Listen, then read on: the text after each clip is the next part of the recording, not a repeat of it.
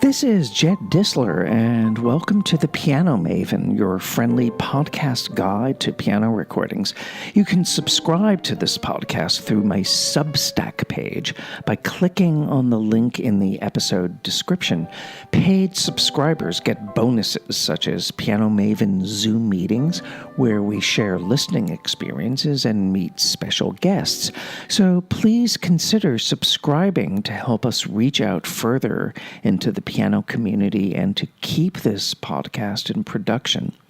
This month, we are in the middle of a mini-series within the Piano Maven podcast. We are going through all 32 Beethoven sonatas in numerical order, recommending 2 recordings for each sonata, each with a different pianist for each recording and not repeating one pianist. How ambitious is that? So there will be 64 pianists in all. Each sonata is represented by 2 recordings, as I said. One recording is a historic recording, meaning from 78s or a mono LP or an archival recording that's been commercially issued or very readily available online. And the second recommended recording is one that is modern, meaning from the stereo era or the digital domain. We now reach the 2 sonatas comprising Beethoven's Opus 27.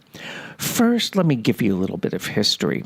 According to Beethoven's pupil Carl Czerny, the composer told his friend Krumpholz, whomever that was, that, quote-unquote, "I am only a little satisfied with my previous works. From today, I will take a new path." Beethoven said this around the time that he was composing his 2 so-called fantasy sonatas, Opus 27. These works would ultimately point the way toward a looser and more overtly virtuosic and dramatic brand of piano writing that would set the course for the works of Beethoven's middle period, like the Opus 31 sonatas, the Waldstein, and the Appassionata, all of which we will be talking about in episodes to come. But let's talk about Opus 27. The first of these 2 sonatas is the one in E-flat major, Opus 27, number 1. It tends to be overshadowed, of course, by its opus mate number 2, which of course is the famous Moonlight Sonata. But the E-flat Sonata is no less original, no less surprising, no less creative, and no less inspired. I think it's one of my favorite sonatas for sure. The first movement has a very disarming theme, and right off the bat, Beethoven plays tricks when he brings the theme back in an unexpected key. And then there's this crazy interruption of fast music, like a sudden hailstorm breaking out on a sunny afternoon. And then the scherzo is in a scampering triple meter, and it's one of Beethoven's most fun and even one of his most zany movements. And then there's a lyrical, slower movement that's followed immediately by a petulant finale that, however, reiterates music from the slow movement, as if being a little bit reluctant to let that memory go. But the finale does end decisively and joyously. My historic performance choice for Opus 27, number 1, is represented by an unusually vibrant and very joyful interpretation that comes from a 1957 broadcast by the pianist Jascha Spivakovsky. Some of you may have heard of him, some of you may not have heard of him. He was a pianist who made no commercial recordings. He may have made 1 or 2 early in his career, but essentially he did not record. But the Pristine Classical Company did bring out an extensive series of live and broadcast performances of Spivakovsky, as well as home recordings that he made. And all of these really bring his remarkable artistry to light. My friend and colleague Mark Ainley, who runs the Piano Files with Mark Ainley, presented this performance on his Facebook page, and he's written a lot about Spivakovsky, and he's the one who turned me on to this pianist in the first place. And I do recommend that you check out the Piano Files with Mark Ainley. It's a wonderful Facebook page devoted to historic pianists primarily. And on that page, Mark posts links to rare recordings, and he also posts extensive and scholarly articles about these pianists. And if you are a fellow piano maven, and I know you are because you're listening to this podcast, you have to check out the Piano Files with Mark Ainley. I've posted a link to the Yasha Spivakovsky performance and to the Pristine Classical website where you can purchase a wide array of historic performances in vivid transfers by Andrew Rose. This is a wonderful resource for historic recordings. My modern performance pick for Opus 27 number 1 is pianist Boris Giltberg.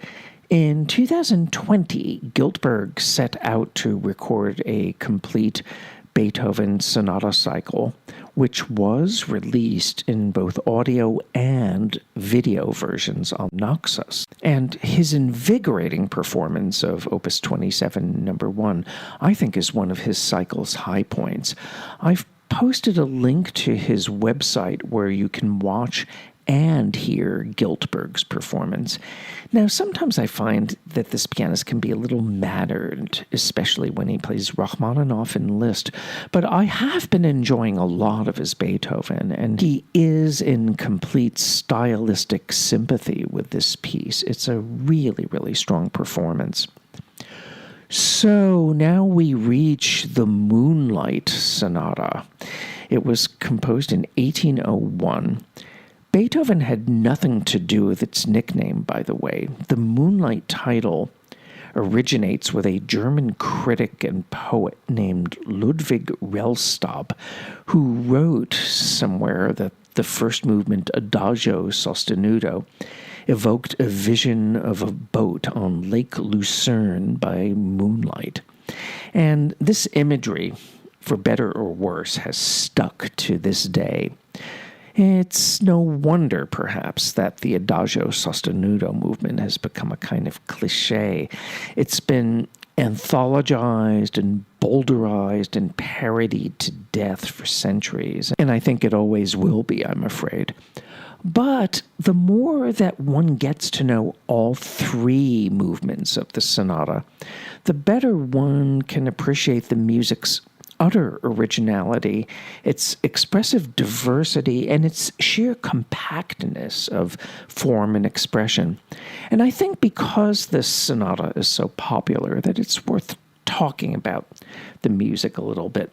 Consider, for starters, Beethoven's choice of key, C-sharp minor. That was kind of unusual for the time. How many composers were writing sonatas in C-sharp minor? I'm sure there were others. I can't really think of them off the top of my head. But all three movements share the tonality of C-sharp. I mean, the central allegretto is in D-flat, which is C-sharp's enharmonic equivalent, of course. The pianist Glenn Gould aptly characterized these three superficially disparate movements as an entity adding up to, and I quote, a masterpiece of intuitive organization that escalates from the first note to the last. That's a great description of the piece, I think, from Glenn Gould. The opening movement, the famous Adagio Sostenuto's placid ostinato accompaniment, for instance, directly relates to the presto finale's kind of galvanizing upward arpeggios, while the phrase shapes that characterize the first movement's long cantabiles become shorter and more compressed in the allegretto. Now, because the Moonlight has been recorded 100 gazillion times, picking two representative recordings, an historic one and a modern one, was not an easy task.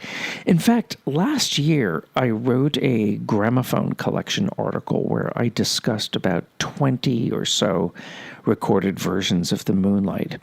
And believe it or not, I have more than 320 recorded versions of the Moonlight Sonata in my collection. Is that kind of insane or what?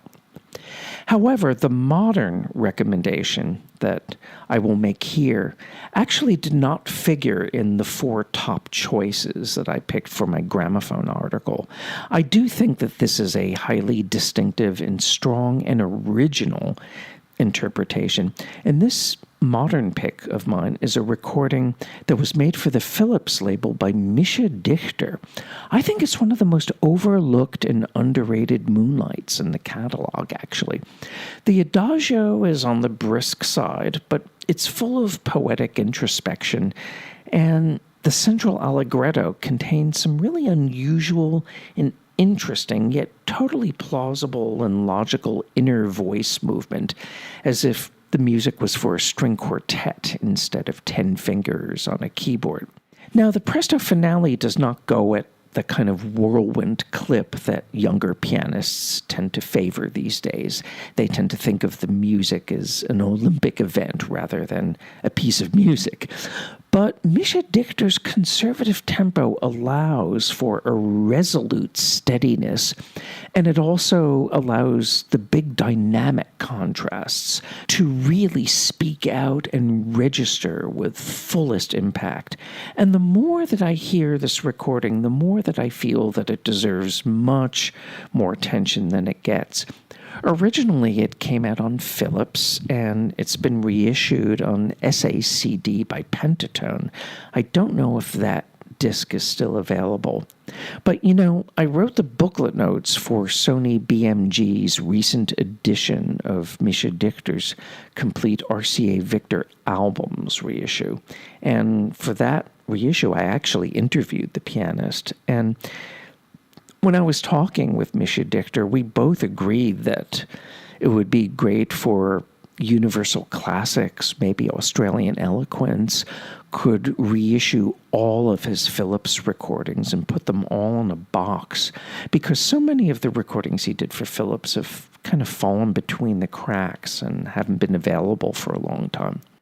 My historic recording choice for the Moonlight Sonata was not easy to make, simply because this sonata was recorded quite often in the 78 era, by all the usual suspects, of course.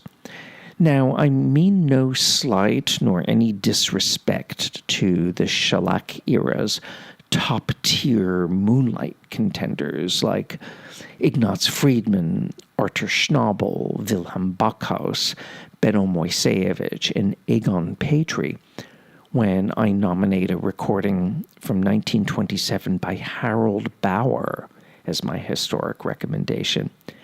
When I was preparing my gramophone overview of the Moonlight on record, I kept going back to that Harold Bauer recording. It's an absolutely beautiful Moonlight.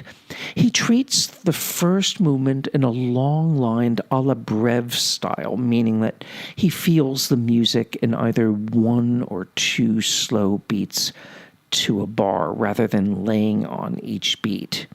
More like ya da da da da da da da dum. I'm trying to give like a fluency to that phrase rather than bam bam bam bam bam bam bam bam bam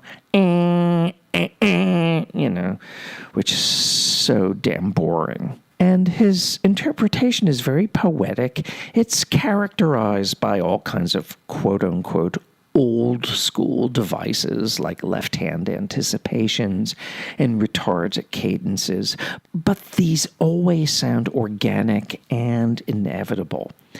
The allegretto is genial rather than being terse, but Harold Bauer pulls expressive rabbits out of the hat, like these ear-catching diminuendos, and he emphasizes the offbeat accents in very subtle ways. It's really appealing. But Harold Bauer's way with the first two movements leaves you unprepared for a finale that I think has rarely been surpassed on disc for sheer controlled abandon. It's like all of a sudden the demons have been unleashed. But again, Harold Bauer does not lose control.